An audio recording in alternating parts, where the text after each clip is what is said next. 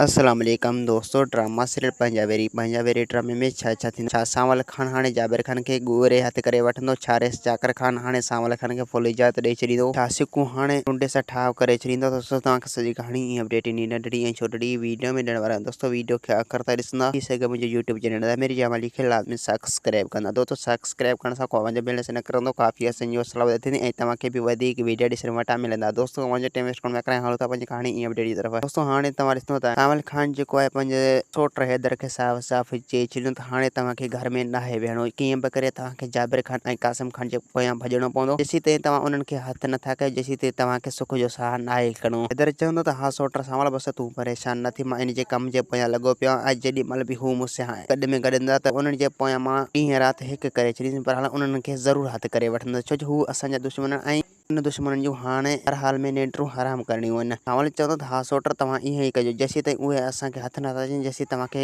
घर में नाहे वेहणो। बेपल दोस्तों हाणे तव्हां ॾिसो त जाकिर खान जेको आहे सांवल खान खे साफ़ साफ़ चई छॾियो त मां तोसां वाइदो थो कयां त मां इन जाबिर खान जे विच में कॾहिं बि न ईंदुसि। उन जे करे तोखां जाल जेतिरो थी सघे तूं इन जाबिर जूं निंड्रूं हराम करे छॾ। इन जाबिर खे गोरे हथ करे पोइ उन खे विच चौराहे ते मारे छॾ। उन घणा ई ज़ुल्म कया आहिनि ऐं घणा ई माण्हू मारिया आहिनि। बहरहाल उन जो बि हाणे वक़्तु अची चुको आहे। सांवल खान चवंदो त जाकिर खान बसि तव्हां परेशान न थियो, इन कम जे पोयां पियो आहियां। अगरि जेके जाकिर खान मुंहिंजे रुख चढ़ी वियो जाकिर खान ऐं कासिम खान खे ॿिन्ही खे लेट ऐं पोइ इहा ख़ुशख़बरी तव्हांखे तमामु जल्द ॿुधाईंदुसि। ऐं बेपल दोस्तों हाणे तव्हां ॾिसंदो त भाई गुलज़ार जेको आहे हाणे हसीना बेगम सां घणे हिसाब वठंदो ऐं हसीना बेगम खे साफ़ साफ़ चई छॾींदो त तुंहिंजो वारो हाणे ख़तमु थी चुको आहे। हाणे मुंहिंजो वारो बि अची चुको आहे त मां तो मथां ईअं ज़ुल्म कयां। बहरहाल मां अञा बि तो मथां रहम थो कयां त मथां किथे तूं मरी न पई। हसीना बेगम चवंदो त भाई गुलज़ार तोखे मोकल आहे जेको करिणो अथई कर वञी, पर तूं मूं मथां ज़ुल्म कर ऐं तूं भले मूंखे मारे छॾ। बहरहाल अगरि जेकॾहिं मां हितां आज़ाद थी निकिरी वियसि त पोइ तोखे मुंहिंजे हथां केर बि न बचंदो। इहो तोसां मुंहिंजो वाइदो आहे। दोस्तों उम्मीद आहे कहाणी ईंदी आहे पसंदि असांखे ॾींदा हाणे इजाज़त वरी तव्हां सां मिलंदासीं कि नई ईंदड़ वीडियो में। जेसीं ताईं पंहिंजो ख़्यालु रखंदा। ख़ुदा हाफ़िज़।